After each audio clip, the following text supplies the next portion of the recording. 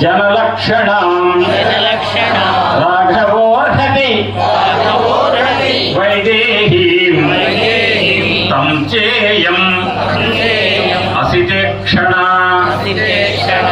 श्रीराम जय राम जय जय राम, श्रीराम जय राम जय जय राम, श्रीराम जय राम जय जय राम, श्रीराम जय राम जय जय राम, श्रीराम जय राम जय जय राम, श्रीराम जय राम जय जय राम, श्री हनुमान जय हनुमान जय जय हनुमान, श्री हनुमान जय हनुमान जय जय हनुमान, श्री हनुमान जय हनुमान जय जय हनुमान, श्री हनुमान जय हनुमान जय जय हनुमान, श्री हनुमान जय हनुमान जय जय हनुमान, श्री हनुमान जय हनुमान जय जय हनुमान, श्री हनुमान जय हनुमान जय जय हनुमान, श्री हनुमान जय हनुमान जय जय हनुमान।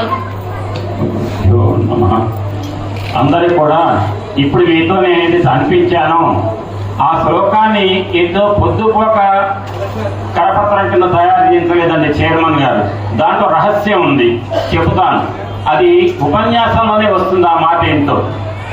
రామకృష్ణ గారు అన్నారు ఒక్క మాట నేను ప్రవేశించే సమయంలో.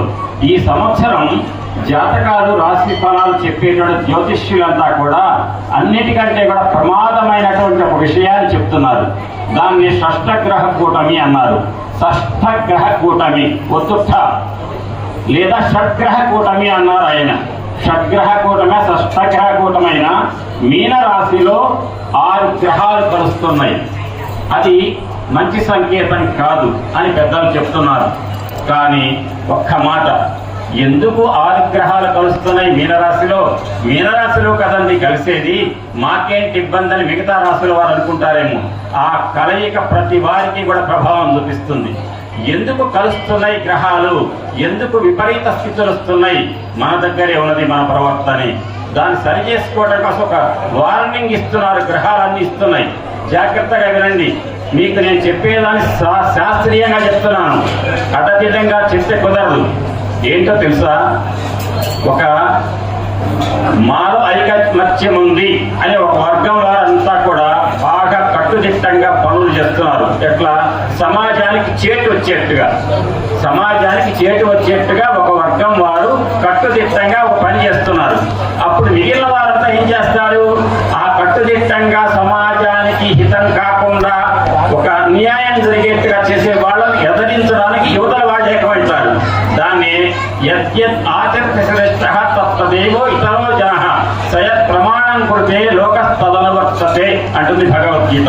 అంటే ఏంటంటే పెద్దవాళ్ళు ఏదైతే చేసి చూపిస్తారో మిగిలిన అందరూ కూడా దాన్నే పాటిస్తారు. ఉదాహరణకి నేను ఇవాళ ఈ శ్లోకాలే అనమన్నాను అనగానే తప్పకుండా మీరు అందరూ అన్నారు. ఎందుకని? దానికి ఏదో కారణం ఉందని తెలుసుకొని నేను వచ్చి చెప్తున్నాను కాబట్టి మీరు పాటించారు. అట్లనే సమాజంలో ప్రతివారు ఒక పెద్ద మనిషి ఏదన్నా చెబితే అందరూ పాటిస్తారు. అది భగవద్గీత ఆ మాట చెప్పింది. ఇక్కడ చెప్పండి, షష్ఠగ్రహ కూటమి అంటే 6 గ్రహాలు కలుస్తున్నాయి అంటే అర్థం మీకు ప్రజలారా ఇది వ్యష్టి కాదు, సమిష్టి. అంటే నక్షత్ర మండలంలో ఖగోళంలో గ్రహాలన్నీ ఒక్క మీనరాశిలోకి వచ్చి చేరుతున్నాయి. దానివల్ల ఫలితాలు మంచిగా ఉండవు అనగానే మీరంతా కలిసి ఉండండి అని చెప్పటం. మేము కలిసాం. ఎంతమంది అని గ్రహాలు? 9. కలిసిన వాళ్ళు ఎంతమంది? ఒక చోట 6. 9 ఇంట 6 అంటే ఎంత? పర్సెంటేజ్ ఎంత? ఎంతండి? 3 వంతులు అంటే 66%. ఐకమత్యంతో 66% గ్రహాలు కలిసి అందరూ కూడా చెడు ఫలితాలు ఇవ్వడానికి సిద్ధంగా ఉన్నారు. కానీ ఒక్క మాట గుర్తుపెట్టుకోండి మీరు, భగవంతుడు అనుగ్రహం గ్రహాల యొక్క చెడు ఫలితాలను పోగొట్టగలిగేటువంటి శక్తి భగవంతుడి అనుగ్రహానికి ఉంది. ఏ గ్రహం? భగవంతుడు అమ్మవారి అనుగ్రహం. భగవంతుడా భగవత? భగవంతుడి యొక్క శక్తే భగవతి. అమ్మవారు ఎవరు? పరమాత్మ యొక్క శక్తి. ఆ అమ్మను ఆశ్రయిస్తే గ్రహాల కలయిక తుడిచిపెట్టుకోబోతుంది మనపై ప్రభావం. ఎట్లా అంటే మీరు చెప్తున్నా వినండి. అవతల గ్రహాలన్నీ ఒకే ఒక గడిలోకి వచ్చినాయి మీనరాశిలోకి. అప్పుడు మనం చేయవలసింది ఏంటి? అమ్మా అని ప్రతిరోజు లలితా సహస్రనామం చేస్తాం. చేస్తాం.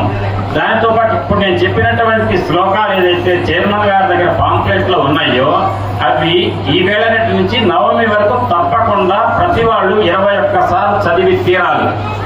ఎందుకో 5వ పాయింట్ చెప్పినప్పుడు వస్తుంది, అది చెప్తాను. మొదటగా వినండి. ఉగాది పండుగ నాడు ఏం చేయాలి, ప్రొద్దున ఏం చేయాలి అని ఇప్పుడు నేను చెప్తూ ఉపయోగంగా ఉంది. పొద్దున చేశారు, బ్రాహ్మీ ముహూర్తం లేవాలి, అభ్యంగన స్నానం చేయాలి. ఉగాది పచ్చడి అనే మాట అనొద్దు. ఉగాది ప్రసాదం, పచ్చడి రోజు చేసుకుంటున్నారు. ఉగాది ప్రసాదానికి కూడా పచ్చడి అనే పేరు పెడితే తప్పు. అందుకని ఉగాది ప్రసాదం. ఉగాది అనగానే ఈ వేళ ఏం ప్రారంభమవుతుందండి? వసంత ఋతువు ప్రారంభమవుతుంది.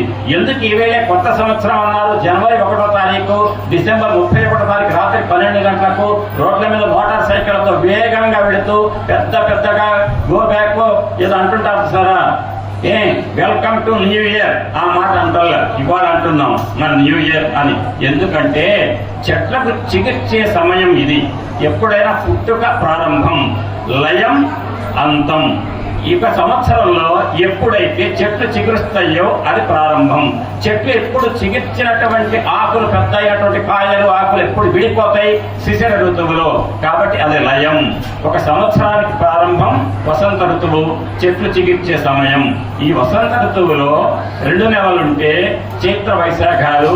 మొదటి చైత్ర మాసంలో మొదటి అర్ధ నెల అనే శుక్లపక్షంలో మొదటి తిథి అనే పాడ్యమి.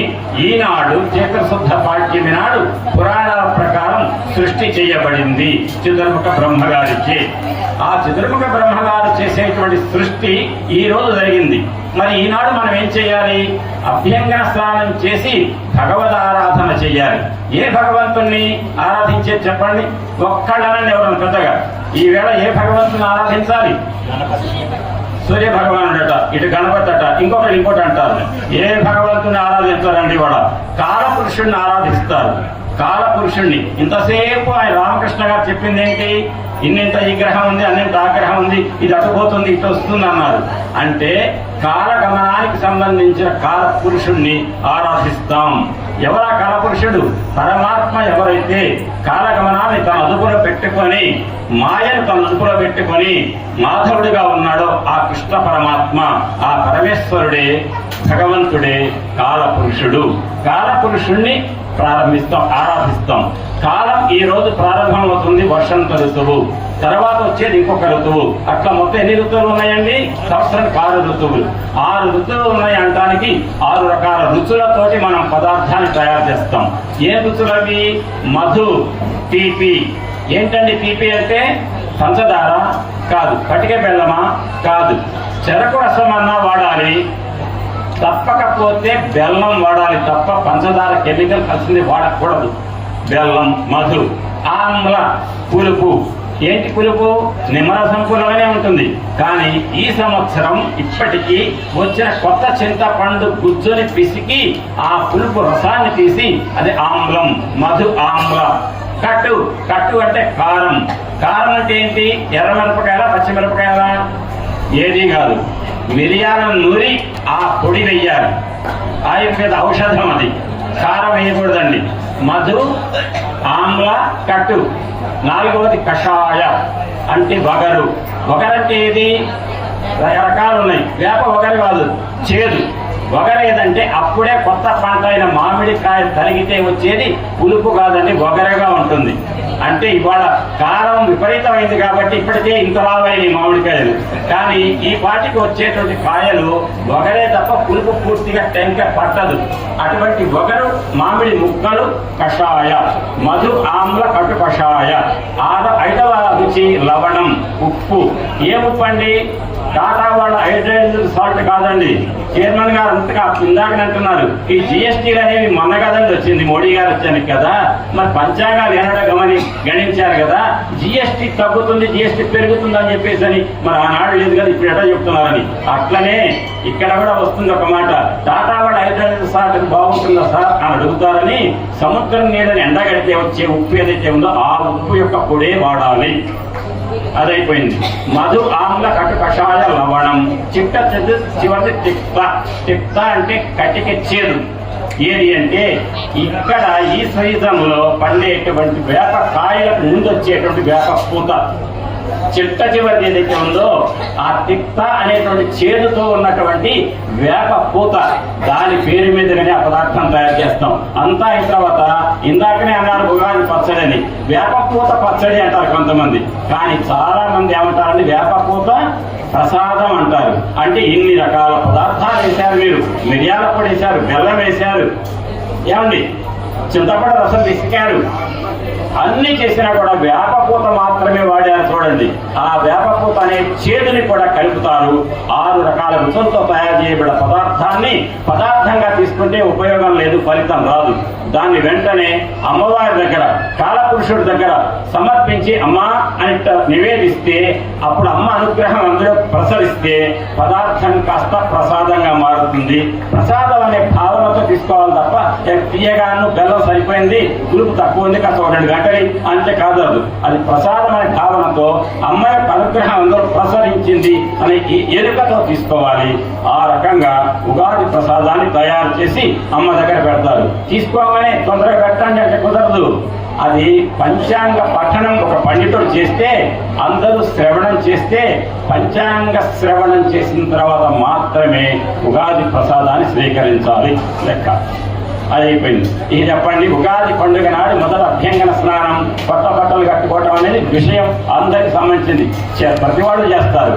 కానీ తప్పకుండా చేయవలసిన అంశం ఏంటంటే మొదట కాలస్వరూపంలో భగవదారాధన, తర్వాత తయారు చేయబడినటువంటి 6 రుచులతో కూడుకున్నటువంటి పదార్థాన్ని అమ్మవారికి స్వామివారికి నివేదించి దాన్ని ప్రసాదంగా భావించి దాన్ని తీసుకోవటం 2. మూడవది ఏంటి, ఆశ్చర్యం మెట్లెక్కుతుంటే ఆనందం వేసింది.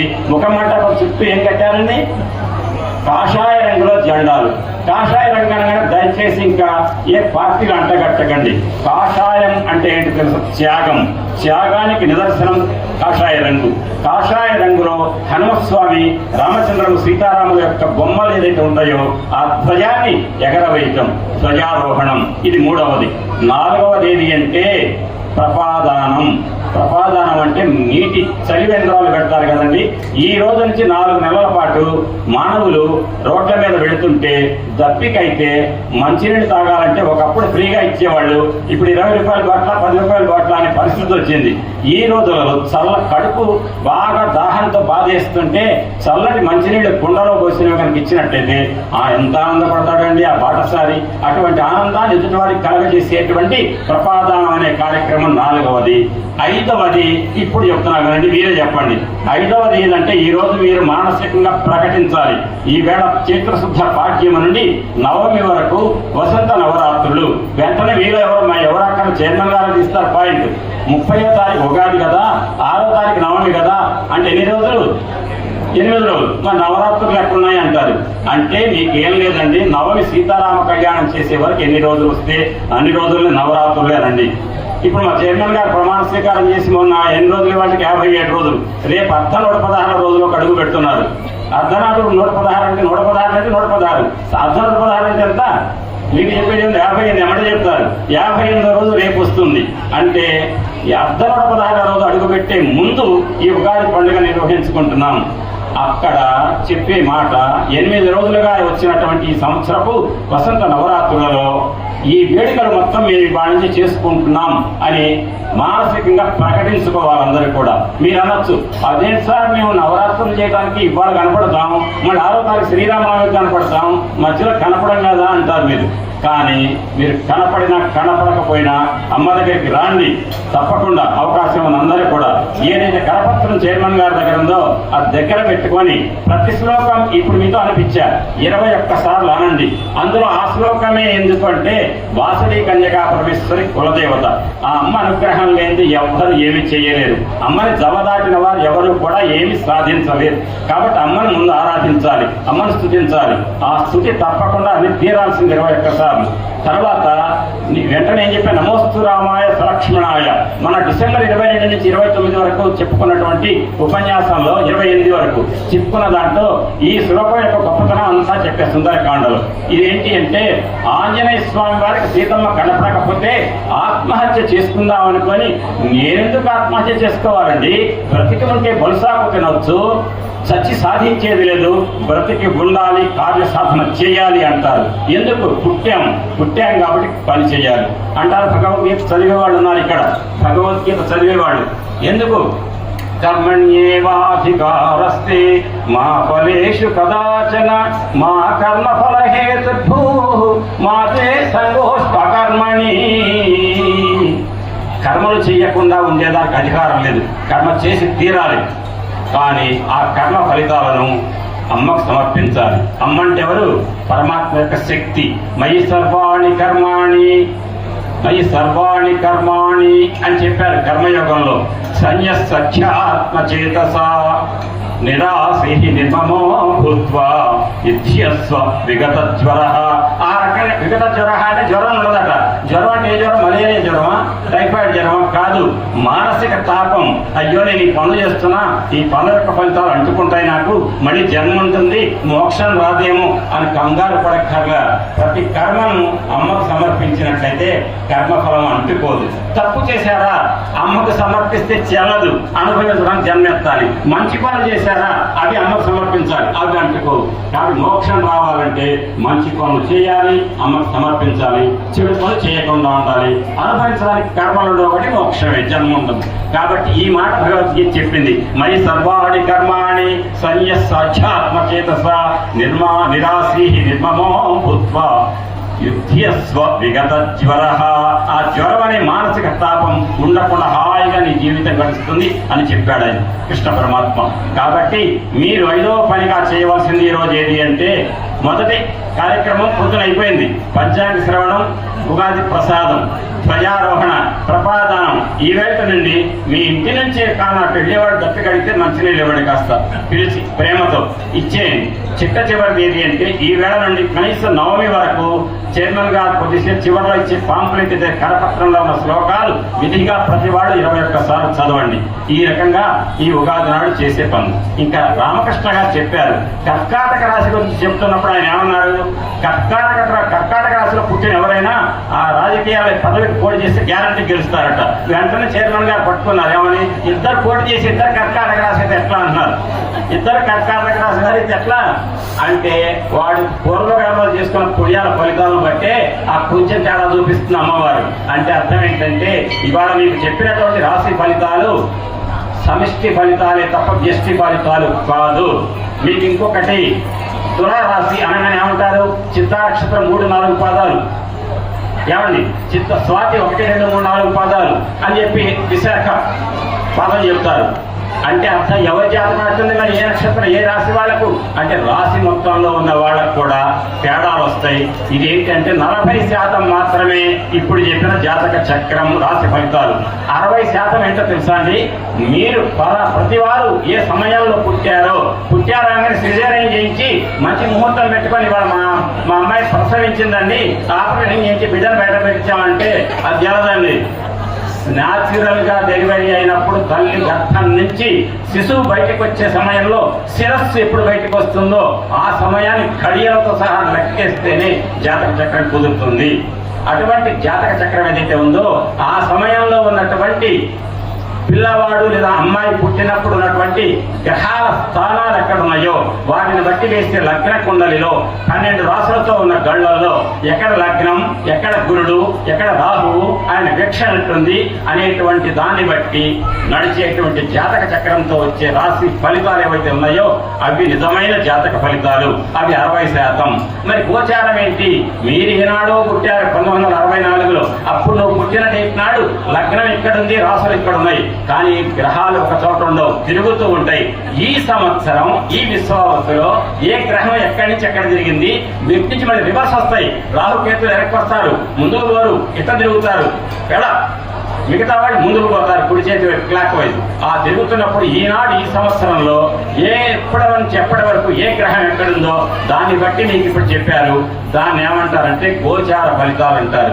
ఈ గోచార ఫలితాలు 40% మీరు పుట్టినటువంటి సమయంలో వేసిన లగ్న కుండలి నుంచి వచ్చేటువంటి జాతకాన్ని మీ సొంత గ్రహస్థితికి సంబంధించిన లగ్న కుండలి ద్వారా వచ్చే మీ జాతక ఫలం, ఆ రెండు బేరీజ్ వేసుకుంటేనే అవుతుంది. ఒక్క మాట తప్పకుండా అనవలసిన మాట రామకృష్ణ గారు అన్నారు, బాగా జాతకం ఉంది వాడికి వాళ్ళు ఆనందించాలా, జాతకం బాగాలేని వాళ్ళు ఆనందించాలా చెప్పండి. నిజంగా జాతకం బాగా ఉందని చెప్పారు కొంతమందికి, వాళ్ళు ఆనందపడాలా, బాగాలేదు జాగ్రత్తగా ఉండండి అని చెప్పారు కదా. వాడిద్దరు ఎవరు బాగుండాలంటే జాతకం బాగాలేదు అని ఎవరికి చెప్పారు వాళ్ళే సంతోషంగా ఉండాలి. ఎందుకు జాతకం బాగాలేదు కదా, నేను ఈ సంవత్సరం అమ్మవారి దగ్గరికి రావాలి అని చెప్పి ఆ బుద్ధంగా వస్తుంది. కనీసం మాకు బాగుంది ఈ సంవత్సరం వరకు పర్లే, అమ్మవారి దగ్గరికి పోకపోతే అడ్జస్ట్ అవుతుంది అనుకున్న వాళ్ళకి అమ్మవారు దూరం అవుతారు. అమ్మవారి నుంచి దూరం అయితే వాళ్ళకి మన చెడు దాపరిస్తుంది. ఇంకొకటి గుర్తుపెట్టుకోండి, మంచి జరుగుతున్నది అంటే అర్థం మన పుణ్యం క్షీణిస్తుంది, చెడు అనుభవిస్తున్నాం అంటే పాపం క్షీణిస్తుంది. ఎవరు బాగా ఆనందపడాలో మీరు ఆలోచించుకోండి. ఆ రకంగా జాతక ఫలితాలలో ఖగోళ శాస్త్రంలో జరిగేటువంటి సమిష్టి ఫలితాలు, విడిగా ఒక వ్యక్తి పిండాండంగా ఉన్నటువంటి మనిషి యొక్క జాతక ఫలితాలు, ఇది సమిష్టి వ్యక్తిగతం. సమిష్టి ఇది కరోనా వచ్చిందంటే ఖమ్మంలోనే వచ్చిందా, చైనాలో పుట్టింది, కంటికి కనపడని క్రిమి ప్రపంచాన్ని కుదిపివేసింది. అక్కడ ఎవరి జాతకం బాగాలేదు, ఎవరి జాతకం బాగాలేక కరోనా వచ్చింది అంటే గ్రహస్థితులు ప్రపంచానికే బాగలేవు. అది ఖగోళ శాస్త్రానికి సంబంధించింది. ఇప్పుడు మీరు ఒక మాట చెప్పండి, గ్రహస్థితులు బాగలేని వాళ్ళు ఎవరిని ఆరాధించాలి? శివయ్యనా, వెంకటేశ్వర స్వామినే? చెప్పండి. ఏంటంటే ఇక్కడ మీరే చెప్తారు, మీరేం చెప్పకపోతే నేనే చెప్తా. నేను నా ఇష్టం వచ్చినట్టు చెప్పడానికి లేదండి, అందులో పెద్ద ఆయన చెప్పాడు, చాలా జాగ్రత్తగా ఉండాలి. మీరు ఒక్క మాట నేను చెప్తా వినండి. సూర్యేందు భౌమ బుధవాపతి కావ్య శౌరి. ఇప్పుడు వరకు అర్థమైంది నేనేమంటున్నా? సూర్యేందు భౌమ బుధవాపతి కావ్య శౌరి స్వర్ధానుకేతు దివిశత్ పరిషత్ ప్రధానాః త్వద్దాసదాసచరమావధిదాసదాసాః శ్రీ వెంకటాచలపతే తవ సుప్రభాతం. ఉందా సుప్రభాతం ఈ శ్లోకం?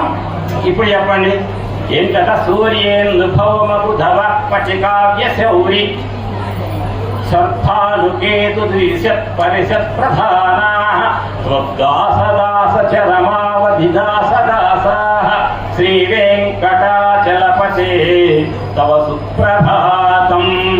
మరటండి కలియుగంలో ఎన్ని రకాల దేవతలు మీరు ఆరాధించినా వెంకటేశ్వర వెంకటేశ్వర అనే నామాన్ని శ్రీ వెంకటేశాయ శ్రీనివాసాయ నమః అని పెద్దవాళ్ళు కాబట్టి ఆయన మనం పేరు పెట్టి పిలవలేము.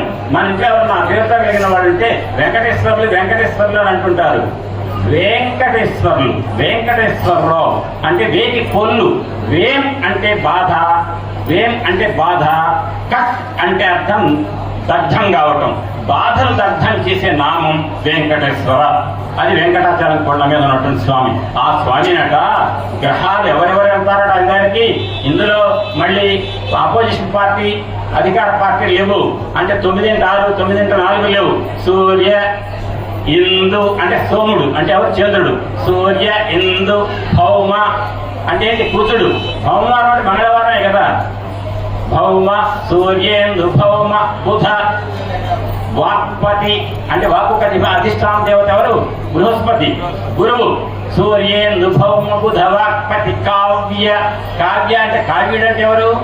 శుక్రాచార్యుల వారు. కావ్యుడు అంటే శుక్రాచార్యుల వారి. సూర్యేందు భౌమ బుధ వాక్పతి కావ్య శౌరి. శౌరి అంటే ఎవరండి? శౌరి అంటే సూర్యపుత్రుడు. సూర్యపుత్రుడు ఎవరు? శని. సూర్యపుత్రుడు శనే కదా. అయ్యా కొడుకులు పనులు అంటారే కదా. సూర్యేందు భౌమ బుధ వాక్పతి కావ్య శౌరి. స్వర్భానుకేతు. స్వర్భాను అంటే రాహువు, కేతు అంటే కేతు గ్రహం. ఎన్ని గ్రహాలు వచ్చినాయి? 9 వచ్చినాయి. వాళ్ళు ఏం చేస్తారు? దివిశత్ పరిషత్ ప్రధానాః. వాళ్ళట త్వద్దాసదాస. అయ్యా ఈ దాస్యమ్యం అంటారట. ఎవరి 9 మంది పోయి సాష్టాంగ పడతారట. ఎవరి దగ్గర?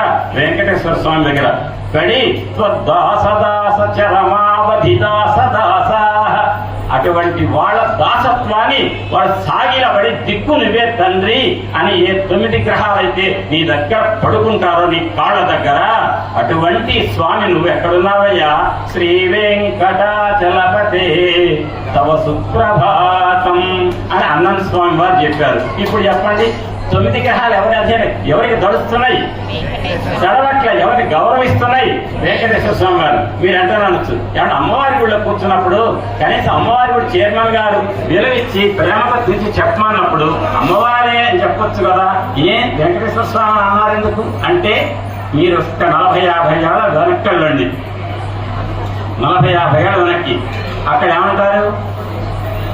తిరుమల మందిర సుందర అని ఒక పాట ఉంది, సినిమా పాట. అందులో ఏముంటుందో ఒక చరణం చూసుకోండి మీరు. కాంతులు చెందే నీ ముఖ బింబము అని ఆ చరణం మీద 2వ చరణం ఉంటుంది. మీరు అది గుర్తు తెచ్చుకొని నాకు చెప్పండి వెళ్ళే సమయంలో, లేకపోతే నేనే చెప్తాను. అందులో ఏమంటారంటే, అది కొంతమంది ఒప్పుకోరు, తప్పకుండా ఒప్పుకోవాలి. ఎవరు? శేషశైలపై పవళించిన శ్రీపతివో, వెండి కొండపై నిండు మనముతో వెలిగే గౌరీపతివో, ముగురమ్మలకే మూలపుటమ్మగా భూమిలో వెలసిన ఆదిశక్తివో అన్నారు. అంటే ఆనాడు ఘంటసాల గారు పాడారు, మహాకవి రాశారు. ఏమని రాశారు? తిరుమల మీద ఉన్న ఆ స్వామి ఎవరు, నువ్వు ఎవరివని తెలుసుకోలేకపోతున్నామయ్యా. ఆ కొండ మీద ఉన్నటువంటి ఆ శేషాచలం కొండ మీద ఉన్న శేషుడి మీద పవళించేవాడివా, వెండి కొండ మీద ఉండే గౌరీ యొక్క పటివా, లేకపోతే ముగ్గురమ్మలకు మూలముట ఆది పరాశక్తివా అని అడుగుతున్నారు. ఆది పరాశక్తి కాబట్టి ఇట్లా పెట్టుకుంటారని వెంకటేశ్వర స్వామి వారు. ఇట్లా పెట్టుకునేది ఎవరండి?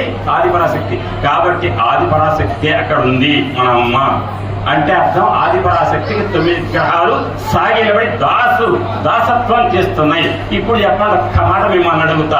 ఉదాహరణకి ఎవరి మీద ఎందుకు నా మీదే పెట్టుకుంటున్నా. నేను ఒక ఉద్యోగిని, నా పైన ఒక ఆఫీసర్ ఉన్నాడు, నన్ను ఏడిపిస్తున్నాడు. నేను వాడంటే భయపడుతున్నా, ఆఫీసర్ దగ్గర రోజు వెళ్ళాలంటే. ఒకరోజు అనుకోకుండా మా ఆఫీసర్ కరోడా మంచి కఠినంగా ఉండేవాడే నన్ను ఏడిపిస్తున్నాడు. నేను అనుకోకుండా నేను ఒక ఇంటికి వెళ్ళా. ఆయనకు నేను ఎవరికి చైర్మన్ గారి ఇంటికి వెళ్ళా. వెళితే ఆయన మా ఆఫీసర్ ఎవరు ఉన్నాడు, ఆయనకు ఈయనంటే భయం. కానీ ఈయన అంటున్నారు అచ్యుతరావు రాండి అని చెప్పేసి చాలా గౌరవంగా పిలుస్తున్నారు. ఆ సన్నివేశం చూశాడు ఆయన. తర్వాత రోజు ఆఫీస్కి వెళ్ళా. నన్ను ఏడిపిస్తాడా? ఏడిపోతుంది. మా అమ్మ చైర్మన్ గారు ఉన్నారే వెంకటేశ్వరరావు గారు, ఆయనే పిలుస్తున్నాడు ప్రేమగా అచ్యుతరామరావు అని. కాబట్టి ఆయన ఏడిపిస్తే కొందరు ఆయన లైన్లోకి వస్తారు అంటారు. ఇప్పుడు నేనెవరు? మనందరం. ఆ ఆఫీసర్ ఎవరు? గ్రహాలు, మనల్ని బాధ పెట్టే గ్రహాలు. వెంకటేశ్వరరావు గారిని చైర్మన్ గారి స్థానంలో చెప్పబడింది ఎవరు? వెంకటేశ్వర స్వామి. ఆ వెంకటేశ్వర స్వామి మనం పట్టుకున్నాం అనుకోండి, ఈ ఆఫీసర్ ఏడిపిస్తాడు మనల్ని, ఈ గ్రహాలు. కాబట్టి గ్రహాలు ఏమీ చేయలేవు. గ్రహాలు బాధ తెలుసుకుంటే ఉగాది నాడు తెలుసుకొని, అయ్యో ఇది చూస్తున్నా కదా, ఒక రాశి చదవడం లేచిపోయినా నాకు ఈ సంవత్సరం బాగాలేనట్టుంది కానీ లేచి వెళ్ళిపోతున్నారు. అంటే నీకు బాగాలేదు నువ్వు నిర్ధారించుకోలేకపోతుందా? నువ్వెవరు నిర్ధారించుకోవడానికి? భవిష్యత్తు నువ్వెవరు చెప్పగలుగుతావా? లేదు. కాబట్టి నువ్వు చేయవలసింది ఏంటి? గ్రహస్థితి బాగాలేదని పొరపాటున అందులో దొరికితే అది గోచారం మాత్రమే. నా సొంతంగా ఉన్న లగ్న కుండలు ఏంటి అని తెలుసుకోవాలంటే వెంటనే రేపు పొద్దున పోవటం, ఎవరంటే పంచాంగం బాగా చూసి లగ్న కుండలే జాతకాలు చెప్పేవాళ్ళని చెప్పి బయలుదేరుతారు. మళ్ళీ వాళ్ళకు నువ్వు పుట్టిన టైం సరిగ్గా చెప్తే కానీ చక్రం వేసేది. నువ్వు తల్లి గర్భంలోంచి శిరస్సు ఎప్పుడు బయటకు వచ్చింది ఎవరికి తెలియదు. డాక్టర్లే పావుగంట అక్కడ చెప్తారు, ఏమనంటే అబద్ధం ఆడతారు. అంటే డాక్టర్లు ఉంటే ఏమనుకోకండి. మరి ఎందుకంటే అవతలాడు ఏమనుకోకుండా ఉండడం కోసం ఆ 9:45 నిమిషాలని అంటారు. నిజం చెప్పమంటే నాకేం తెలుసు, వాళ్ళకి ఏదో చెప్తే అంటారు కదా అని చెప్పి అంటారు. ఆ సమయం కరెక్ట్ తెలపకుండా ఎవరు జాతకం చెప్పలేదు. స్థూలంగా చెప్తారు తప్ప సూక్ష్మంగా ఖచ్చితంగా ఎల్లుండి నీకు ఉద్యోగం వస్తుంది, ఆవులెల్లుండి పెళ్లి అవుతుంది ఎవరు చెప్పలేదు. కానీ మొత్తం మీద కాలగమనంలో హెచ్చులు తగ్గులు ఉంటాయి. అందుకే అమ్మవారిని పట్టుకుంటే సంసార పంక నిర్మగ్న సముద్ధరణ పండిత. ఏంటి సంసార పంక నిర్మగ్నం అంటే? మనం సంసారం అంటే ఏంటండి? మా అబ్బాయి పెళ్లి చేసామంటే కోడలకు మంచిదే వచ్చింది, సంసారం బాగానే ఉంది అంటారు. అదిగా సంసారం. ఈ లోకంలో పుట్టడమే సంసారం, లోకంలో పుట్టడమే ఒక సంసారం. అంతే తప్ప అబ్బాయికి అమ్మాయి రావటం, అమ్మాయికి అబ్బాయి రావటం, వాళ్ళిద్దరు కలిసి కాపురం చేయటం అది సంసారం కాదు. వాడు తల్లి గర్భం నుంచి బయటికి లోకంలోకి రావటమే సంసారం. ఈ సంసారంలోకి రాగానే వాడు ఏడవకపోతే వెంటనే తల్లిదండ్రులు కంగారు పడతారు. దాన్ని అసలు పిల్లవాడు ఏడవట్లేదు, వాళ్ళకంటే ఎక్కువ కంగారు పడతారు. డాక్టర్ పడతాడు, ఆ డాక్టర్ అవసరం ఇచ్చుతాడు. ఇచ్చితే ఏడ్చాడు, అమ్మ ఏడ్చాడు. ఆ ఏడ్చాడు అన్న తర్వాత డాక్టర్ గారు సంతోషిస్తారు. అంటే పిల్లవాడు పుట్టంగా ఏం చేయాలట? ఏడవాలి. అప్పుడే మొదలైంది. ఈ తర్వాత తల్లిదండ్రులు మాకు అబ్బాయి పుట్టాడు అని చెప్తారు. ఆ అబ్బాయి 3 ఏళ్ళు వచ్చిన తర్వాత స్కూల్కి పోవాలంటాడు. అప్పుడు ఏమంటే ఇక్కడ ఆడపిల్లలేదేమండి బ్రహ్మ స్కూల్కి వెళ్తారు, ఇంకో పిల్లలు చెప్పేది వింటలేదు, మొండోడయ్యారు అని అంటున్నారు. ఈ రోజులు అదే ఎక్కువ ఉంది. అయితే పుట్టాడు అబ్బాయి అనగానే పుత్రోత్సాహము తండ్రికి పుత్రుడు జన్మించినప్పుడే పుట్టదు, జనుల పుత్రుని కనుగొని పొగడగా పుత్రోత్సాహము నాడు పొందురు సుమతి. తెలుగు టీచర్ గారు 2 మార్కులకు పరిచయం చేయగానే పుత్రోత్సాహము తండ్రికి పుట్టినప్పుడు జన్మించినప్పుడు కలుగుతారు. ఇదిగా ఆ పరిచయం ఏం రాశాడు ఆయన? పుత్రోత్సాహము తండ్రికి పుత్రుడు జన్మించినప్పుడే పుట్టదు. అప్పుడు పుట్టే తాత్కాలికమే. మరి 3 ఏళ్ళు కాగానే 3 ఏళ్ళు ఎందుకు 2 ఏళ్ళు కాగానే కడుపు పరంగా ఉంది, ఏడుస్తున్నాడు, చెవుపోట ఏడుస్తున్నాడు అనగానే ఆ పుట్టినరోజు నవ్వినటువంటి నవ్వు కాస్త ఉంటుంది ఆ తండ్రికి. ఆ డాక్టర్ దగ్గరికి పోవాలి, ఆయన ఏం మంది ఇస్తాడో ఇంజక్షన్ అనగానే అమ్మో 2 నెలల గుడ్డండి, వాడికి ఇంజక్షన్ చేస్తే అట్టండి, డ్రాప్స్ వేయండి అని అడుగుతారు. అంటే అప్పుడే మొదలైంది. పుట్టినరోజు ఏమో ఏడవకపోతే డాక్టర్లు పిచ్చి ఏడిపిస్తారా? 2 నెలలు తిరగకముందే ఏదైనా వస్తేనేమో ఏడిస్తేనే బాధపడతారా? అంటే ఏడుపు నవ్వు హెచ్చులు తగ్గులు అనేటువంటివి ఈ మన జన్మలోనే ఉన్నాయి. ఆ జన్మ మొత్తం ఏది అంటే సముద్రంలో అలలు పైకి కిందకు వచ్చేటువంటి ఆ హెచ్చులు తగ్గులతో కూడుకున్నటువంటి సముద్రంలో ఉన్న నీటి ప్రవాహానికి సంబంధించినటువంటి ఆ విధి విధానం ఎట్టుంటుందో మన సంసారం అనే మన పుట్టుకలో మన జన్మలో కూడా కష్టాలు సుఖాలు 2 ఉంటాయి. 2 అంటే ఏమంటారండి? ఏమండి ఒక్కడే పాట పాడారు సినిమాలో, ఇద్దరు పాడితే మీరు ఈ మధ్య ఏమంటున్నారు? హీరో హీరోయిన్ కనుక డాన్స్ చేశారు అనుకోండి, ఆ పాటని ఏ పాట అంటారు? అది పెద్ద కాబట్టి ఏమంటారు? డ్యూయట్ అంటారు. జీవన్న 2 యుగళ గీతం అంటే ఇద్దరు పాడితే ఇద్దరు డాన్స్ చేస్తే యుగళ గీతం. యుగ అంటే 2, యుగ అంటే 2 అంటే ఏడుపు నవ్వు ఎక్కడుంది? ఈ లోకంలో ఉంది. లోకం సృష్టించబడలేదు, పరమాత్మ ఒక్కడి సంకల్పం కాదా? కామేశ్వరుడు యొక్క కామేశ్వరి శక్తి రాలా. ఒక్కటే ఉన్న పరమాత్మ అనేటువంటి స్థితిలో 2 ఉండవు, ఏడుపు నవ్వు ఉండవు. అప్పుడు అంతా హాయి ఆనందమయమైనటువంటి స్థితే పరమాత్మ. ఆయన లీలగా వచ్చినటువంటి ఈ లోకంలో ఏడుపు నవ్వు 2 ఉంటాయి. 2 ఉంటే దాన్ని ఏమన్నారండి ఇప్పుడే? 2 అంటే యుగం. ఆ 2 అంటే లోకానికి సంకేతం. అది ప్రారంభమైన రోజు కాబట్టి వేళ ఏమన్నారు? యుగం ప్రారంభమైన రోజు యుగాది కాస్త ఉగాది అయింది. యుగ అంటే 2 అంటే మంచి చెడు, ఇష్టం అయిష్టం, కారం చేదు, నేను వస్తా రాను, నాకు ఆనందం దుఃఖం అనే 2 ద్వంద్వాలు ఉన్నటువంటిది లోకంలో. ఈ లోకం సృష్టించబడిన రోజు ఈ రోజు కాబట్టి యుగం ప్రారంభమైన రోజు యుగాది. ఈ యుగాది నాడు చేయవలసిన పనులవి. అదైన తర్వాత ఇంకొకటి అంటే ఇంతసేపు ఏం చెప్పాను నేను? గ్రహ దోషాలుంటే పోవాలంటే ఏ దేవుడిని ప్రార్థించాలి? వెంకటేశ్వర స్వామి, అమ్మవారు. మరి అప్పుడు ఏమంటారంటే శివాలయంకి అయితే వెళ్ళక్కర్లేదన్నమాట ఈ సంవత్సరం అంటారు. అసలు శివుడి పేరు తలవకపోతే మనకు బ్రతకూడదని గుర్తుపెట్టుకోండి. శివుడిని ద్వేషిస్తే అంతకంటే పాపం ఇంకొకటి లేదు. ఎవరన్నా ఈ ప్రాంగణంలో ఉన్నా నాకు ఇబ్బంది లేదు. శివద్వేషం అనేది కొన్ని వందల లక్షల జన్మలకు కారణం అవుతుంది, మోక్షం రాదు. శివుడిని ఆరాధించిన వాడికి బ్రతుకు, శివుడిని ఆరాధించిన వాడికి మోక్షం. ఇంకొకటి మీకు చెప్తా, పెద్దలారా వినండి. పుట్టించేవాడు ఎవరండి? బ్రహ్మ. బతికేంతకాలం బ్రతికిన ప్రతిరోజు మనిషికి ఏం కావాలి? డబ్బు. ఎవరా దేవత? లక్ష్మి. ఆమె భర్త ఎవరు? విష్ణువు. అంటే ఆయన జీవితాంతం బ్రతకడానికి హాయిగా అనుభవించడం, భోగాలు అనుభవించడం, డబ్బులు ఇచ్చే లక్ష్మి మొగుడు. అని పుట్టించాయని బ్రహ్మ, సరస్వతి మొగుడు. పెంచాయని ఎవరు? లక్ష్మీ మొగుడు. 130 ఏళ్ళు వచ్చినాయి, కాళ్ళు చేతులు పడిపోయినాయి, పళ్ళు ఊడిపోయినాయి. అట్లాంటి వాడు ఇంకో 20 ఏళ్ళు బతికితే బాగుంది అనుకుంటాడు. ఎవడన్నా కొందరు తీసుకుపోతే బాగుండు అంటారు. తీసుకుపోవడానికి ఎవరు? శివుడు.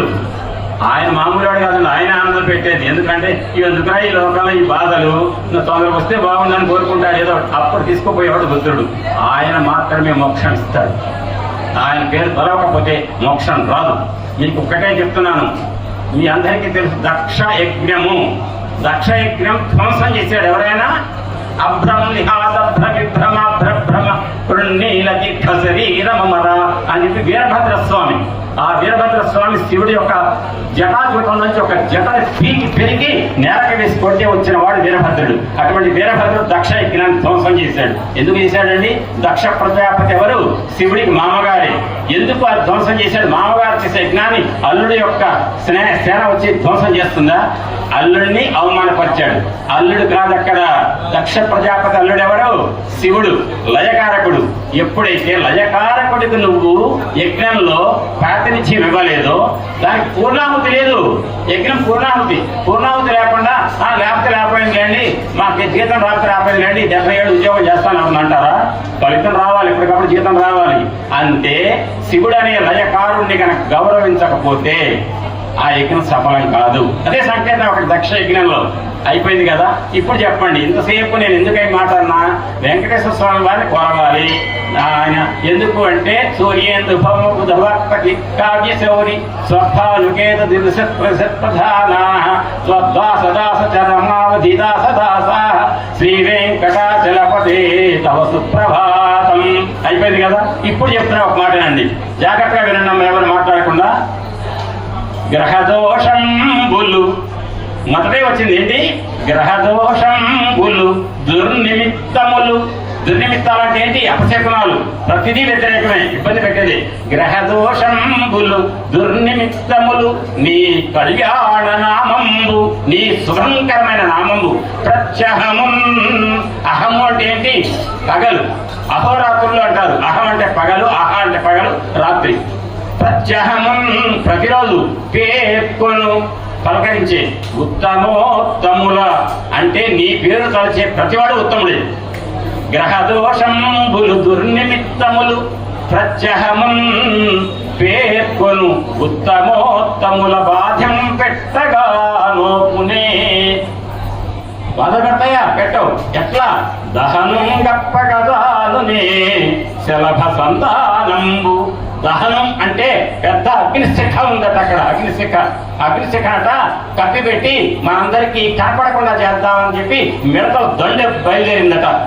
మేమంతా కూడా ఆ అగ్ని యొక్క వెలుతురు మీకు ఎవరికి రాకుండా మేము చేస్తాం, మేము అడ్డంగా నిలబడి చీకటి చేస్తాం అని చెప్పి అహంకారంతో మిడతల గుంపు వచ్చి అగ్ని చుట్టూ బాగా వలగట్టినాయట. చిక్కగా ఏ ఒక్క మిడతకి మధ్య గ్యాప్ కొంచెం కూడా వెంట్రుక వాసి కూడా లేకుండా బాగా అయినప్పటికీ సందుల్లోంచట వెలుతురు వస్తుందట. ఏం చేశారు మీరు మిడతలారా? ఈ సందులు ఉన్నాయి, అందులోంచి మాకు వెలుతురు వస్తుంది, కనపడుతుంది అన్నారట. అప్పుడు మిడతలు ఇంకా దగ్గరికి అయినాయట. ఎవరికి? వాళ్ళ దగ్గర కాదు, నిప్పుకి ఇంకా దగ్గర అయినాయట. అప్పుడు ఏమవుతారా? మిడతలు మాడిపోతారు. దహనం గప్పగదాలునే.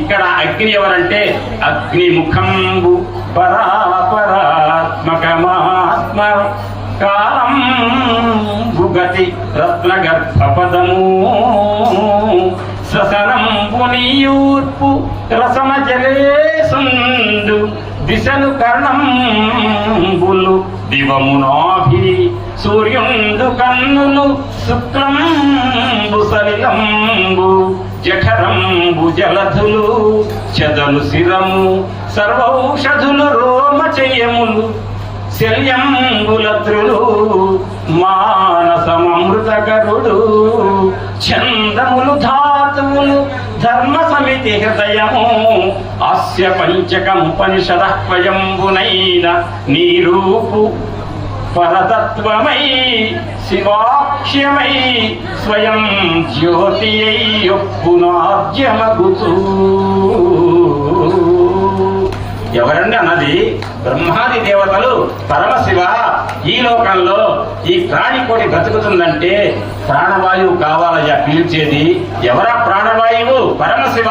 నువ్వు పీల్చి వదిలిపెట్టేటువంటి విశ్వాసపు గాలి ఏదైతే ఉందో అది ప్రాణికోటి మొత్తం బ్రతకటానికి కావాల్సిన ప్రాణవాయువు అయిందయ్యా. అంతేకాదు నువ్వు ప్రాణికోటి బ్రతకటానికి త్రాగాలి నీరు. ఏంటో తెలుసా? వర్షానికి కారణమైనటువంటి వరుణదేవుడు ఎవరో తెలుసా? నీ నాలుక అన్నారు బ్రహ్మాది దేవతలు. అంతేకాదు ఈ భూమండలంలో ఉన్న సకల మానవ జాతి ప్రాణికోటి, మానవులే కాదు పశువులు కూడా తినాలి ఔషధులు అంటే గేదెలు పచ్చిగా మేస్తాయి, మనం ఆహారం తింటాం. ఇవన్నీ ఎక్కడి నుంచి పుడుతున్నాయంటే నీ రోమాల నుంచి, నీ రోమాలే మాకు ఔషధులు అని అన్నారు బ్రహ్మాది దేవతలు. అంటే ఇదంతా ఎవరట? పరమశివ సర్వవ్యాపకమైన పరమాత్మవు నువ్వే అని బ్రతిమిలాడితే కాలకోటరుడు మిగడానికి వచ్చాడని. అంటే అక్కడ బ్రహ్మగారు ఏమో పొగళ్ళ పరమశివ నువ్వెవరో కాదయ్యా అన్నారు. ఈ సమయంలో పెద్దలారా ఒక్క మాట చెప్తున్నా, ఈ ఉగాది నాడు గమనించండి. సర్వవ్యాపకుడు ఎవరు? సర్వవ్యాపకుడు అంటే ఏంటి? సర్వం విశిష్టేన విశేషణ సర్వత్ర వ్యాఖ్య తిష్టతి ఇది విష్ణు అంటుంది శాస్త్రం. తన యొక్క మాయా బలంతో సర్వ సమర్థతతో ఈ లోకమంతా కూడా వ్యాపించింది ఎవరంటే ఆయనే విష్ణువు. విశ్వం విష్ణువు అని విష్ణు సహస్రనామంలో మొదటి 2 మాటలు చెప్పేది ఆ మాటే. అంటే సర్వవ్యాపకుడు ఎవరు? విష్ణువు. ఎంత వ్యాపించాట? వెంట్రుక కూడా పట్టదట, అంత వ్యాపించాట. శివుడిని ఏమంటారండి? స్థాణువు అంటారు. స్థాణువు అంటే ఏంటి? కథలు లేకుండా మొద్దు రాయి. కథలలేని వాడు ఎవరంటే శివుడు. ఎవరు కదులుతారు? నేను కదులుతా, కావాలంటే అటు వెళ్తా ఇటు వెళ్తా, మీరందరూ కదులుతారు. కానీ మన సైజు ఎంతో అంతే రూమ్ కట్టి మనం అందులో పెట్టారనుకోండి, కదులుతామా? కదలేము. అంటే ఈ లోకం మొత్తం శివుడు ఆక్రమించాడు కాబట్టి కదలలేకపోతున్నాడు, అందుకని స్థానం అన్నారు. ఇప్పుడు చెప్పండి, మొత్తం లోకం వ్యాపించినవాడు ఎవరు? ఇందాక ఏమన్నారు? విష్ణువు అన్నారు. విశేష సర్వత్ర వ్యాప్య తిష్టతి ఇది విష్ణువు. అంటే విష్ణువా శివుడా? భగవంతుడు. మీ ఇష్టం వచ్చిన రోజు శ్రీరామనవమి రోజు రాముడు అనండి, పార్వతీ కళ్యాణం రోజు శివుడు అనండి. కాబట్టి భగవంతుడు ఒక్కడే. మీరు ప్రతిరోజు ఎంత మంచిగా చేసిన వంట, వంకాయ కూర ప్రతిరోజు చేస్తానంటే భర్త పిల్లలు ఏమో ఎంత మంచిగా చేస్తే బోరు కొడుతుంది అంటుంది. వారం రోజులకే అంటాడు. కనీసం బలవంతంగా భార్య అని అంటున్నారు, భయం రోజైనా వారం తింటాడు. తర్వాత నేను తిన్ను, ప్రతిరోజు వంకాయ కూర అంటారు. అంటే మీరు తినే కూరకే వారం రోజులకే మొహం ముట్టుతుంది. అట్లాంటప్పుడు భగవంతుని కూడా ఆరాధించేటప్పుడు ఎప్పుడు విష్ణువాలయం శివాలయంలోనే చేస్తే విభూతి ఇస్తున్నారు. అతను టేస్ట్ ఉందా? మంచి పులిహారం, కన్యకా పరమేశ్వరి గుళ్ళ ప్రసాదాలు లాంటి టేస్ట్ ఉండాలంటే అమ్మ దగ్గరికి రావాలి. మళ్ళీ వెంటనే అలంకార ప్రియుడు విష్ణువు దగ్గరికి వెళ్ళాలి. కాబట్టి మనిషి యొక్క మనస్సు నిరంతరం కూడా నిలకడగా ఒకదాని మీద ఒక పద్ధతిలో ఉండదు, ఒకదానికి కట్టుబడి ఉండదు. కాబట్టి మన మనస్సు యొక్క చాంచల్యాన్ని దృష్టిలో పెట్టుకొని సనాతన ధర్మమైన హిందూ ధర్మంలో మాత్రమే ఒకే ఒక భగవంతుడు అనేక రూపాలు ఉన్నాయి. అనేక రూపాలలో ఉన్నది ఎవరంటే ఒక్కడే భగవంతుడు. నువ్వు విష్ణువుని కొలుస్తున్నావా? సంతోషం, మేము మిమ్మల్ని గౌరవిస్తున్నాం, అంతే తప్ప శివుని తిట్టకు అని చెప్పాలి. శివనింద చేయకు. నువ్వు శివుని ఆరాధిస్తున్నావా? సంతోషం, విష్ణువుని నింద చేయకు అని శివుణ్ణి కేశవుని సమానంగా గౌరవించే సాంప్రదాయమే మన సాంప్రదాయం. కాబట్టి ఇప్పుడు అదే అటువంటి పరమశివుణ్ణట గ్రహదోషంబులు దుర్నిమిత్తములు నీ కళ్యాణ నామంబు. ఎవరి కళ్యాణ నామం? శివుడి యొక్క కళ్యాణం. నీ కళ్యాణ నామంబు ప్రత్యహమున్ పేర్కొను ఉత్తమోత్తముల బాధము పెట్టగా మోపునే ఎట్లా దహనం కప్పగదాలునే శలభ సంతానంబు. శలభం అంటే ఏంటి? మిడతల గుంపు వచ్చి వెంట్రుక వాసి కూడా గ్యాప్ లేకుండా నిప్పుకు మేము అడ్డంగా ఉండి రాకుండా చేస్తాం కాంతి అంటే అవి అందులో పడి మలమడం ఆడినట్టే. ఆ నిప్పు ఎవరంటే అగ్నిముఖంబు అనే పరమేశ్వరుడు. ఈ చుట్టూ ఒక మెడలు ఎవరో తెలుసా? గ్రహాలు. గ్రహాలు మనల్ని బాధ పెట్టాలని ప్రయత్నిస్తుంటే అగ్ని స్వరూపుడైన శివుడిని కనుక ఆరాధిస్తే గ్రహాలు ఏమైనా చేస్తాయా? చేయాలని చూస్తే శివుడు ఎదుర్కొంటాడా? అంటే ఇప్పుడు చెప్పండి, గ్రహ దోషాలు ఉన్నప్పుడు ఎవరిని ఆరాధించాలి? ఇంత మరి ఎవరిని ఆరాధించాలి? భగవంతుని ఆరాధించాలి. భగవంతుని ఒక సీజన్లో శివుడానని, ఒక సీజన్లో విష్ణువానని. ఆ భగవంతుడి యొక్క శక్తి మాత్రం ఇద్దరికి ఒకటే. చివరికి ఎవరిని ఆరాధించాలి? వాసవీకరణ కన్యకా పరమేశ్వర ఆది పరాశక్తిని ఆరాధించాలి. అమ్మని ఆరాధిస్తే అయ్యారిద్దరు వాళ్ళు చెప్తుంది, వీళ్ళు నా పిల్లలు. ఏంటి నువ్వు మీ ఇంట్లో పిల్లల్ని ఏమన్నా మీ ఆయన ఏమనంటే ఏమంటారు? పిల్లలు దొరికొస్తే ఊరుకోని అంటారు. అంటే ఎవరు తగ్గుతారు? అప్పుడు ఆయనే తగ్గుతాడు. అంటే ఎవరిది పై చేయి? అమ్మదే. ఎందుకంటే వాళ్లే ఈ లోకంలో స్త్రీమూర్తి బాధపడిన రోజున యుగం ఉండదు. మీరు చూస్తున్నారు, భారతంలో చెప్తే కళ్ళ వెంట నీళ్ళు వస్తాయి, దాని లోపలికి వెళ్తే చాలా బాధేస్తుంది. ద్రౌపదీదేవి ఋతుక్రమంలో ఉన్నప్పుడు ఆ తల్లిని సభకి ఈడ్చుకురమ్మన్నాడు దుర్మార్గుడు. ఎందుకన్నాడండి? ఆలోచన దుర్యోధనానికి పూర్తిగా లేదు. కానీ వెంటనే కర్ణుడు అన్నట్ట, విదురుడు అన్నట్ట, విదురుడు చాలా జాగ్రత్తగా ఉన్నాడు. విదురుడు అన్నట్ట దుర్యోధన 5 పడగల సర్పంతో పెట్టుకుంటున్నావు నువ్వు అన్నట్ట. 5 పడగల సర్పంతో పెట్టుకుంటున్నావు, జాగ్రత్త, నాశనం అవుతావు అన్నట్ట. ఓ 5 పడగల సర్పమా అని కర్ణుడికి దాన్ని ఏమంటారు, జగశక్యం అంటారు సరే, జగతాడి. ఓ 5 పడగల సర్పం కదా, 5 మొగుళ్ళు ఉన్నారు ఆమెకి, ఇలా పట్టుకురా, ఆమెకి వస్త్రాన్ని ఒక వస్త్రంగా విమర్శన చేసి పడేయండి అన్నట్టు కర్ణుడు. 5 పడగల సర్పం జోలికి పోకు అని అంటే విదురుడు దాని వ్యతిరేకంగా హీనంగా అర్థం చేసుకొని 5 మంది భర్తలు కలిగిన భార్య కదా ఆమె కొట్టితో పట్టం లేకుండా చేయమన్నట్ట కర్ణుడు. వెంటనే విదురుడు చెప్పిన మాట ఎక్కడ చివరికి దుర్యోధనుడికి కర్ణుడు చెప్పింది మాత్రం వచ్చింది. శభాష్ దుశ్శాసన వేడు పట్టుకురా అన్నట్ట. జుట్టు పట్టుకుని ఈడ్చుకొచ్చే సమయంలో ఆమె మొరబెట్టుకుంది, నేను ఋతుక్రమంలో ఉన్నాను, నన్ను సభకు ఈడ్చుకురాకండి అని అంటే ఆ సమయంలో ధృతరాష్ట్రుడు సింహాసనంలో కూర్చొని ఏమీ కనపడని వాడిలాగా నటిస్తూ ఉన్నాడు. అక్కడ ఉన్నాడు పితామహుడు భీష్ముడు. ఆయన ఏమనాలి, దుర్యోధన నా ధనుర్బాణానికి సమాధానం చెప్పు, అప్పుడు ద్రౌపది మీద చేయి వెయ్యి అని ఒక్క మాట అంటే, చెప్పండి మీరు ఎంతమంది ఈ ముఖమండపంలో ఉన్నారు, భీష్ముడు కనుక లేచి నిలబడితే దుర్యోధన ఏమంటాడండి, వణుకుతాడు అక్కడ. ఎందుకంటే భీష్ముడికి వ్యతిరేకంగా ఎవడు యుద్ధం చేయలేడు.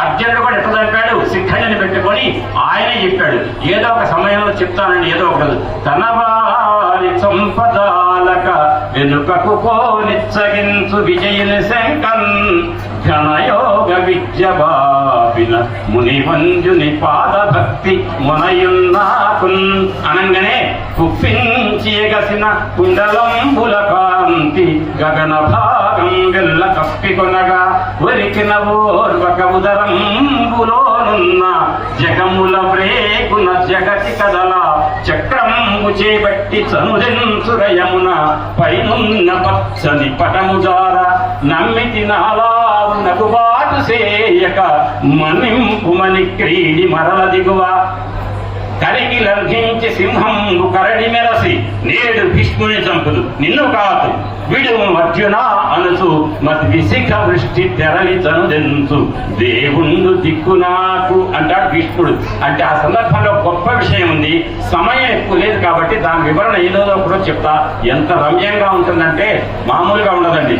ఆ సమయంలో చెప్పేటువంటి వివరణ ఏంటి తెలుసా అండి, కృష్ణ పరమాత్మ ఆ సమయంలో చెప్పినటువంటి బోధ వల్ల భీష్ముడి యొక్క రజోగుణం తగ్గిపోయి ఆ రోజు రాత్రే పిలిచాడు ధర్మరాజుని. ధర్మరాజా, దుర్యోధనుడు ఉప్పు తింటున్నా అనేటువంటి దుర్బుద్ధితో నేను మీకు వ్యతిరేకంగా చేస్తున్నా, ధర్మం పక్షాన ఉన్నారు ధర్మరాజా, మీకు వ్యతిరేకంగా యుద్ధం చేయటువంటి మోక్షం రాదయ్యా, ఈ రేపు నన్ను చంపేయండి, నా వధ ఉపాయం ఇది, శిఖండిని అడ్డంగా పెట్టండి, నేను శిఖండి కనపడితే నేను అస్త్ర సన్యాసం చేస్తా, అస్త్ర సన్యాసం చేస్తే తప్ప నన్ను ఎవరు చంపలేరు.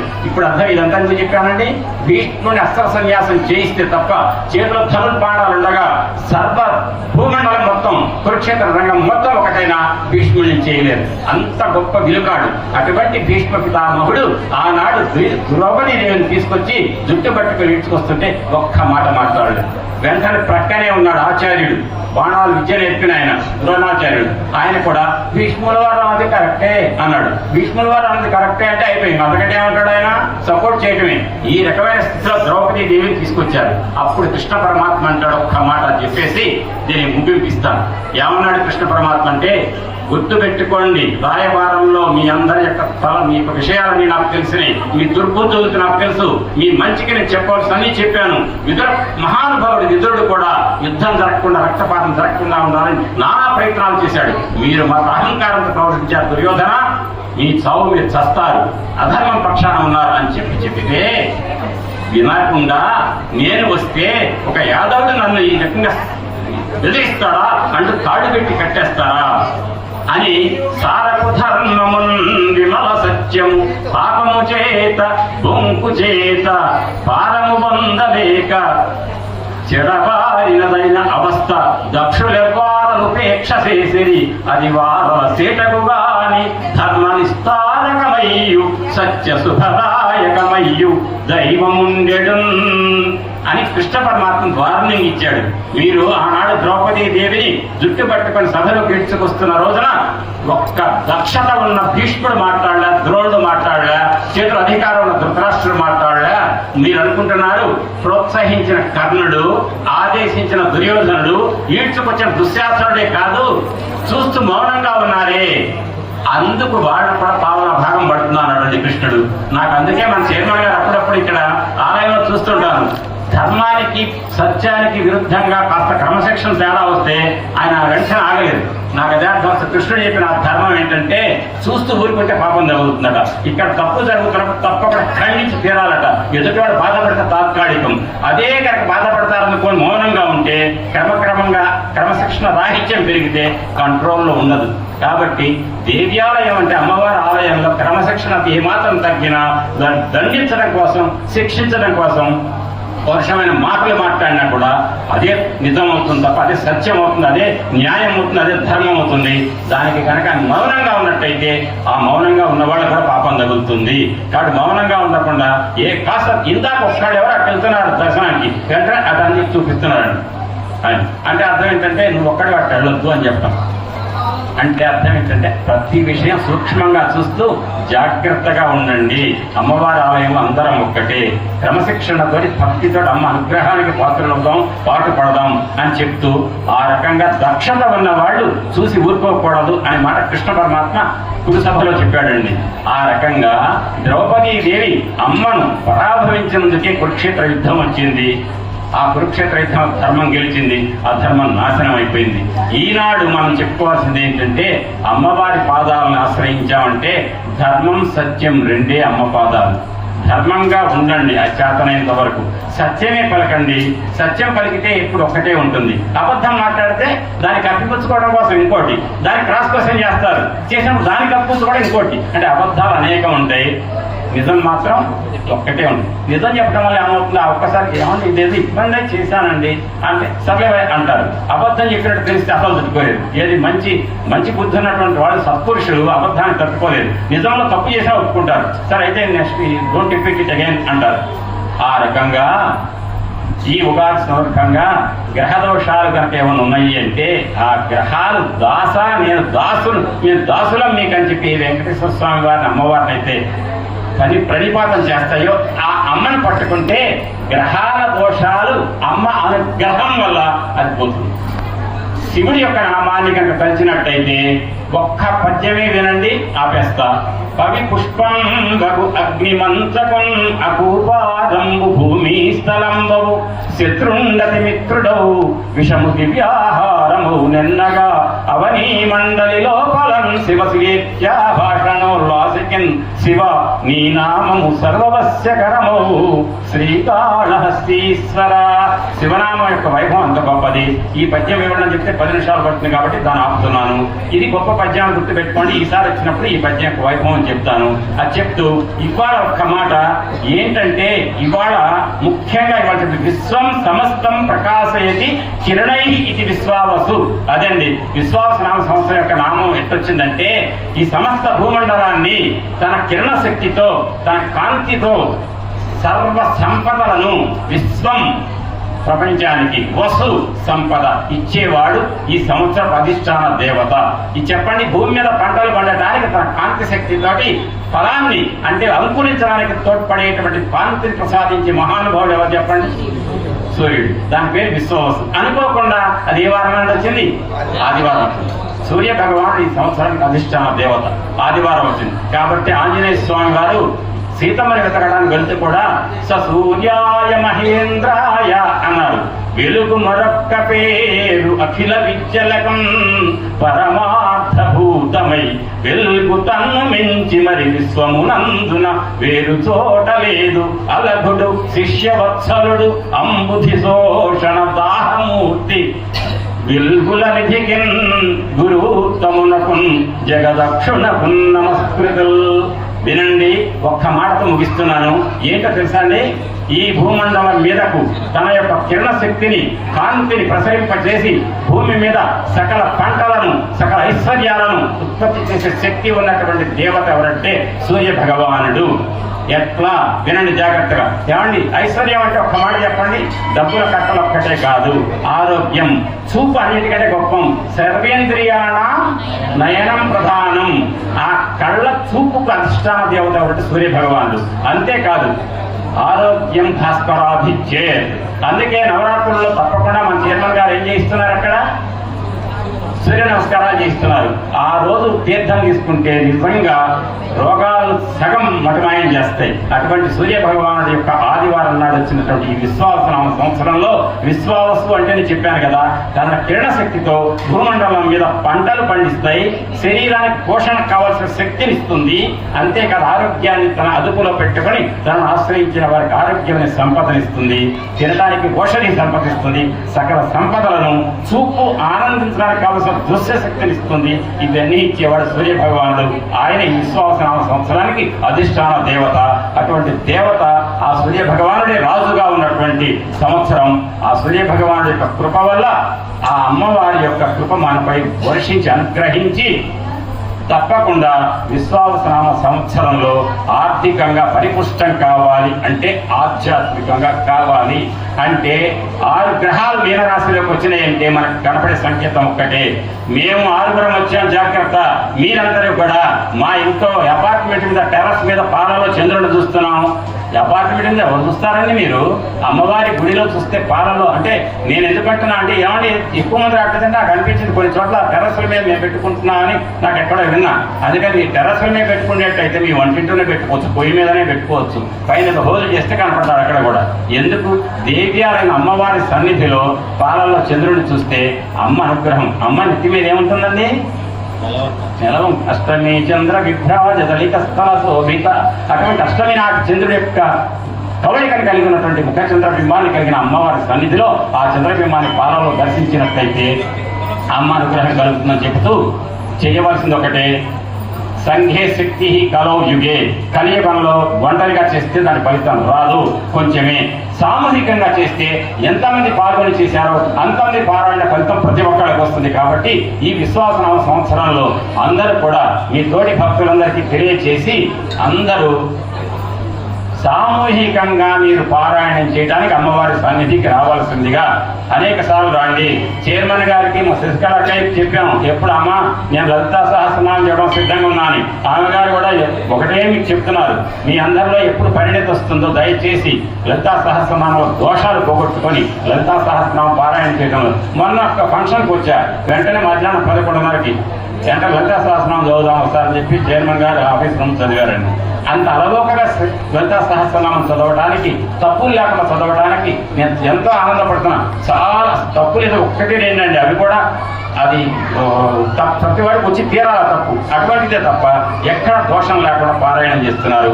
అందరూ చేస్తే నేను చూస్తా మీరు ఎట్లా పారాయణం చేస్తున్నారు, దోషం లేకపోతే ఆనందిస్తా, ఉంటే సవరిస్తా అనే విషయం మీకు చెబుతూ లలితా సహస్రనామాన్ని సౌందర్యలహరి అసలు నాటి పాతకాలం లలితా సహస్రనామం అది ఎక్కడో మూల పెడితే కుదరదు. ప్రతిరోజు తప్పకుండా చేయవలసింది లలితా సహస్రనామం. అటువంటి లలితా సహస్రనామాన్ని కనుక సామూహికంగా పారాయణం చేస్తే 6 గ్రహాలు మాత్రమే మీన రాశిలో కలిసినాయి. ఇన్ని గ్రహాలు వచ్చి ఇక్కడ అమ్మవారి దగ్గర కూర్చుంటే 6 గ్రహాలు భయపడతాయి.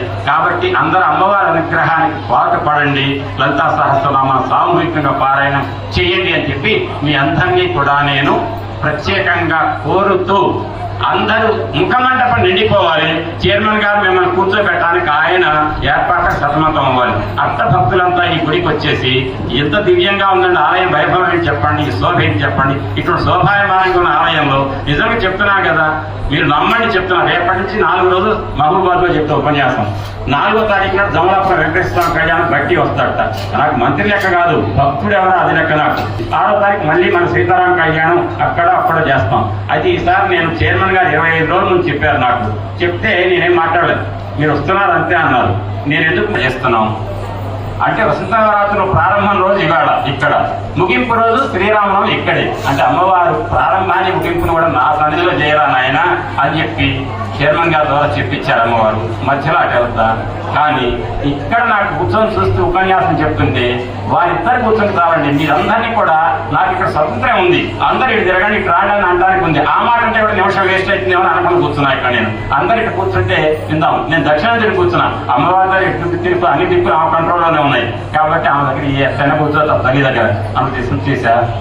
విన్నటువంటి శ్రద్ధగా కూర్చొని విన్నారు అందరూ. విన్నవారందరికీ కూడా ఆ కాలస్వరూపుడైనటువంటి పరమాత్మ, కాలస్వరూపిణి కాళీమాత అమ్మ, ఆమె మంచి చేస్తే సంతోషిస్తుంది, తేడా వస్తే కోపిస్తుంది. అటువంటి అమ్మవారిని ప్రసన్నం చేసుకోవచ్చు నిరంతరం కూడా. తారుణీశ్వర తెలియంగలేరు జనులు తల్లి జగదంబ నత కల్పవల్లి సుమ్ము అంటుంది దేవి భాగవతం. అమ్మ నమస్కరిస్తే నతులు చేస్తే ఆమె తీర్చని కోరిక లేదట. అటువంటి అమ్మ కోరిన కోరికలను తీర్చే తల్లిని నిరంతరం సేవిస్తూ సామూహిక పారాయణాలకు మీరందరూ కూడా ఇక్కడికి రాండి తప్పకుండా. ఇది నా ప్రత్యేకంగా కోరిక కూడా కాదండి, విన్నపం అనుకోండి.